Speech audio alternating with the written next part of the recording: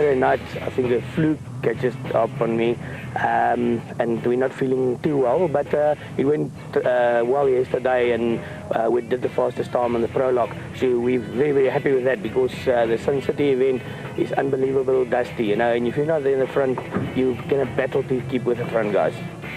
Despite the early morning chill, there was a fair crowd on hand at the start to see the cars flagged away in the order in which they finished the prologue. Ahead of Cruz lay around 400 kilometres of hard slog over a demanding route that would inevitably take its toll. Hannes Frobler and Francois Jordan in the proudly South African Nissan Hardbody got away ahead of 3 special vehicle entries, and a combination of early morning sun and dust was already proving to be a problem for fourth on the road Jean Moore and Jason Brewer in the Century Property Developments batch.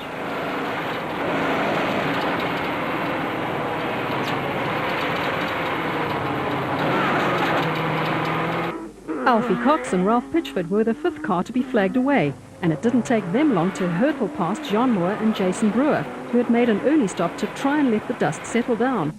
It was a problem that was to plague Cruz throughout the day.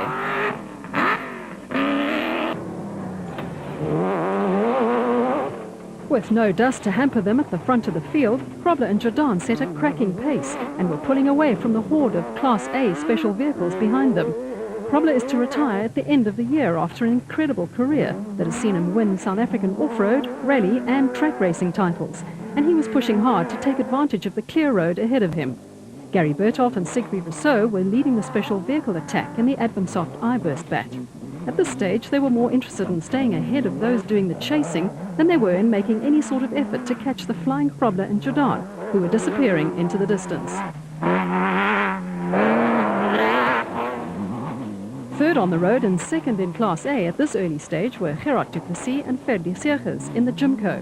The pair were having their first outing of the season and going along steadily.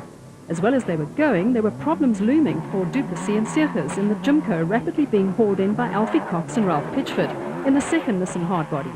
Cox, a South African motorsport legend via his exploits in off-road motorcycle racing, also had an incredible record on the ultra-tough Paris-Dakar rally, and is busy carving another niche for himself on 4 wheels with his win on the Toyota 1000 Desert Race, another milestone in a remarkable career.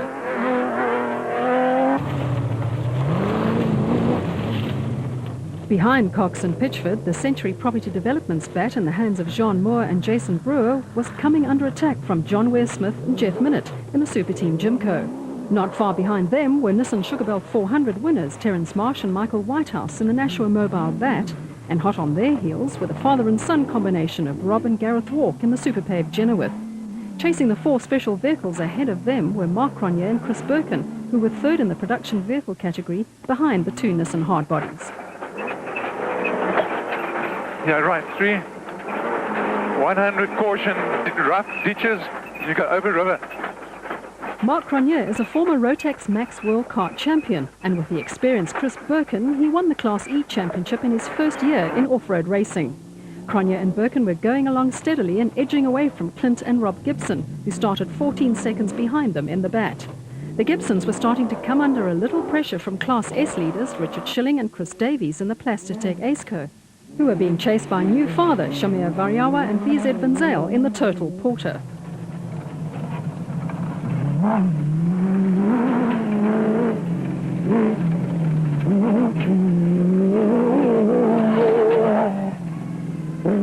After their encounter with a tree on the prologue the previous day, Class D Championship contenders Manfred Schroeder and Alec Harris were adopting a more guarded approach during the early stages of the race.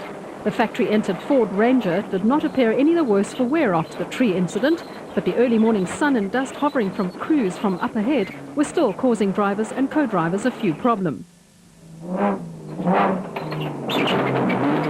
Off-road racing is tough going, and Manfred Schroeder was hard at work in what was going to be an uncomfortable and noisy office for the day. While trying to catch Class D leaders Mark Cronje and Chris Birkin, the Schroeder-Harris combination also had to keep an eye out for the challenge posed by Dion Skuman and Jan Syme in the top car Nissan. The Nissan started only 45 seconds behind the Ford crew and was going well in the early stages. Also going along steadily were Class E leaders Chris Visser and Jaapie Badenhorst in the Toyota Hilux. Visser and Badenhorst started 9 seconds behind reigning Class B champions Marcus Taylor and Mark de Chalane, but had moved ahead of the JRE crew.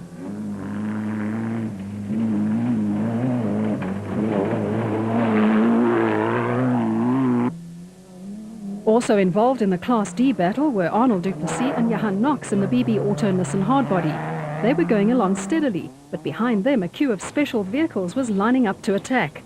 Leading the bunch were Hamish and Alistair Stubbs in a Viper, with Colin Matthews and Yanni Erasmus chasing them in the WPP Footloose. Right behind Matthews and Erasmus, and having to put up with plenty of dust, were John Thompson and Clinton McNamara in the Zarko Light, with Heel Nell and Peter Newbury keen to get among the Class B cars in the Class A Bosel Look ATE Zarko.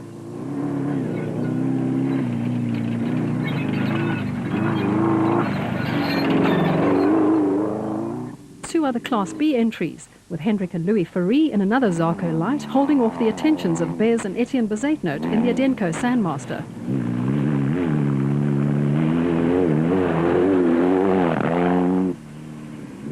A little further down the field, an interesting little Class D battle was starting to unfold between Nissan and Toyota entries.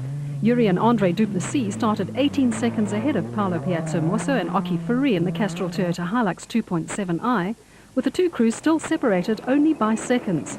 Quickly closing in on the Nissan and the Toyotas was Evan Hutchison and Trevor Ormerod, who were on a charge after their prologue trials and tribulations. They had picked up more than a minute on the Nissan and the Toyota and were all set to pounce. Behind them was another tight battle going on with Nick Goslar and Jacques Robertson in the Kopenhagen Hotel Super Team Racing Raceco, running in Class S, holding off David White in the Truggy Sandmaster. Perennial finishers Henry Zamatin and Bodo Schwegler were still going strong in the Mastercraft Ryobi Mitsubishi, but were being closed down by reigning Class E champions Hugo and Jaap de Bruin in the Castrol Toyota Hilux 2.7i, running in Class E. They were in turn coming under a little pressure from Nick and Ryan Harper in the BAT. Thomas Rundle and Stavros Giannakis in the Barden Tyres Services Nissan were also involved in a little train of cars that were making for some interesting racing. The early morning sun was no longer a problem for crews, and it was just the dust thrown up by cars ahead that posed a few worries.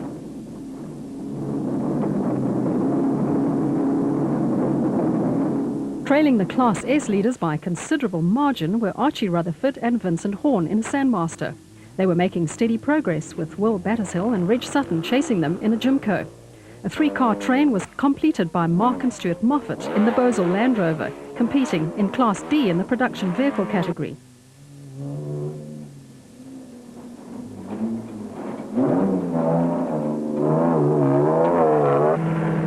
Helicopters heralded the whereabouts of the race leaders, and there had been plenty of drama. Early leaders Hannes Grobler and Francois Jordan lost half an hour when they broke a prop shaft, and Bevan Bertholdt and Nick Salamalela in the iBurst BAT had come storming through the field to make up 18 minutes and go into the lead. Bertholdt was on a mission and had moved ahead of the Jimco of second place Gerard du Plessis and Ferdi Seegers. Du Plessis and Seegers were battling to stay with the flying Bertholdt, and had the proudly South African Nissan hardbody of Alfie Cox and Ralph Pitchford chasing them. John Ware Smith and Jeff Minnett were still in touch with the leading bunch in the Kopenhagen Hotel Super Team Jimco. Ware Smith and Minnett had moved ahead of early special vehicle leaders Gary Bertholdt and Siegfried Rousseau, who'd lost around 5 minutes via a puncture. The route was starting to bare its teeth, and it was tough going in sections, with Bertholdt and Rousseau starting to come under pressure from veteran Rob Walk and son Gareth in the Superpaid Genowith. A contest was developing between the flyers and the stayers, with Terence Marsh and Michael Whitehouse in the Nashua Mobile BAT ominously placed to take advantage of mistakes and misfortunes for crews ahead of them.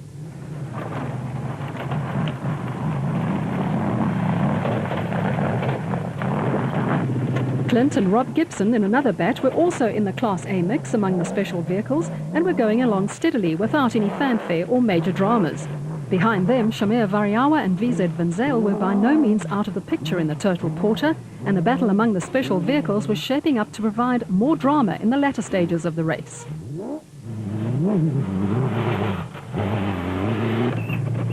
While the bunch of special vehicles were snapping at each other's heels, Mark Cronje and Chris Birkin had taken control of Class D and were lying second in the production vehicle category. The pair were having a clean run and had settled into a good rhythm. Behind the Castrol Toyota Hilux 2.7i, arch rivals Manfred Schroeder and Alec Harris in the Ford Ranger were going strong and appeared to have put their prologue problems behind them. Sections of the route were tight and rocky, and it was tough going, even with four-wheel drive fully operational.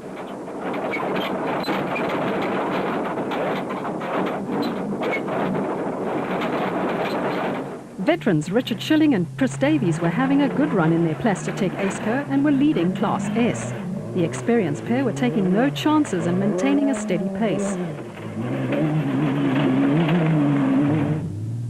Arnold du Plessis and Johan Knox were giving their best performance to date in the BB Auto Nissan Hardbody and were lying second in Class D after making up 2 places since the start. Jean Moore and Jason Brewer, who had started 4th on the road and 3rd among the special vehicles, found themselves back in 12th after losing 20 minutes with 2 punctures. John Thompson and Clinton McNamara were leading Class B in the Zarco Light. Close behind them were reigning Class B champions Marcus Taylor and Mark de Chalane in the JRE.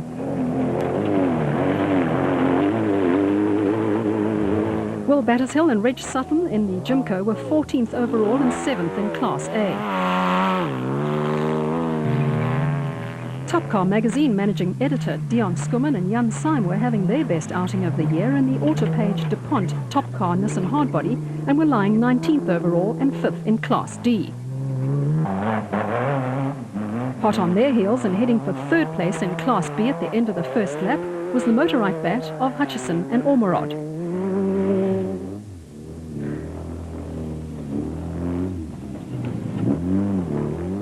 Chris Visser and Jaapie Badenhorst led Class E in the Tyco Trucks Toyota Hilux 2.7i ahead of reigning champions Hugo and Jaap de Bruin in their Castrol Toyota Hilux.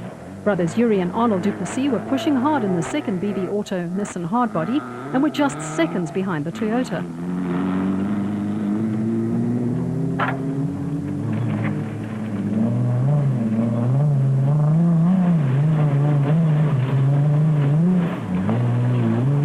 Battling the dust and the hard, rocky tracks was the Advansoft iBurst bat of Bevan Berthold and Nick Salamalela, who were rapidly climbing up through the field from their lowly 44th starting position. Henry Zamatin and Bodo Zregler were maintaining their customary steady pace in the Mastercraft Ryobi Mitsubishi Pajero. Bez and Etienne Bezaitnote were lying 5th in Class B in the Edenco Sandmaster.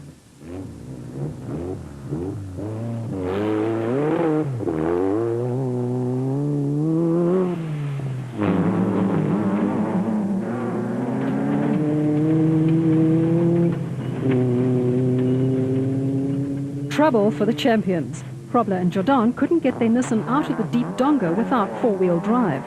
The Nissan stalled and the starter motor failed. While the other competitors passed the stranded pair, they sat making repairs.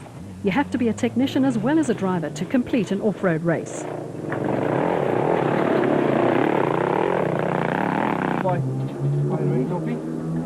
Good as 1100.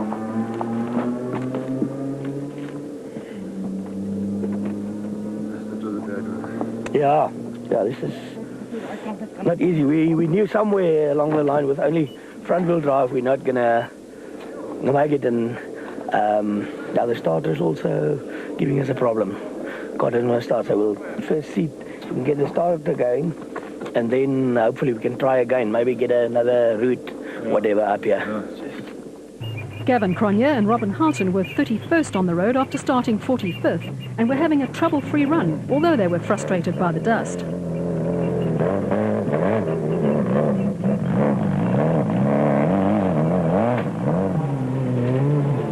Rudy and Per van Graan were finding the going tough in the Class B Technochair Zarco Light.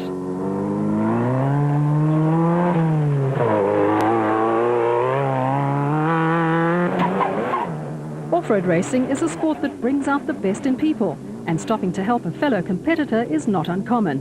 Krobler and Jordan finally got going again after losing another 30 minutes. Take a rough ride with Kutsia Labuskachny and Johan Gerber in their Raconics Nissan Hardbody.